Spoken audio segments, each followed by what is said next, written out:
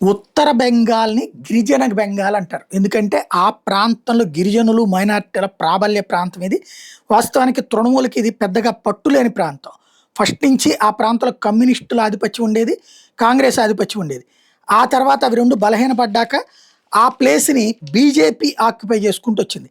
అక్కడ డార్జిలింగ్, కూచ్ బెహార్, జల్పాయిగురి, దినాజ్‌పూర్ ప్రాంతాల్లో బీజేపీ హవా క్రమంగా పెరుగుతూ వచ్చింది. డార్జిలింగ్ లోక్సభ స్థానాలు 2009 నుంచి బీజేపీనే గెలుచుకుంటూ వస్తోంది. 2016 అసెంబ్లీ ఎన్నికల్లో తృణమూల్ ఇక్కడ 25 స్థానాలు గెలిస్తే బీజేపీ అప్పుడు కేవలం 3 ఉంది. 2019 లోక్సభ ఎన్నికలకు వచ్చేటప్పటికి బీజేపీ పూర్తిగా అక్కడ డెవలప్ అయింది. ఉత్తర బెంగాల్‌లోని 8 సీట్లకు గాను బీజేపీ 7 గెలుచుకుంది. అదే ఊపులో 2021 అసెంబ్లీ ఎన్నికల్లో ఏకంగా 30 సీట్లు గెలుచుకుంది. తృణమూల్ 24కి తగ్గిపోయింది అక్కడ. 2024 లోక్సభ ఎన్నికల్లో కూడా బీజేపీ అక్కడ 6 స్థానాలు గెలిచింది.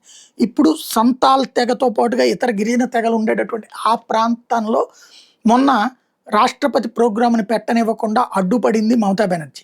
రాష్ట్రపతి తనని అవమానించారని ఆవేదన వ్యక్తం చేసింది కూడా. అయితే ఆవిడని రివర్స్‌లో విమర్శించింది మమతా బెనర్జీ. ఇప్పుడు అక్కడ ఏం జరుగుతది? అక్కడ ప్రజలు ఎటు ఓటేస్తారో చూడాలి.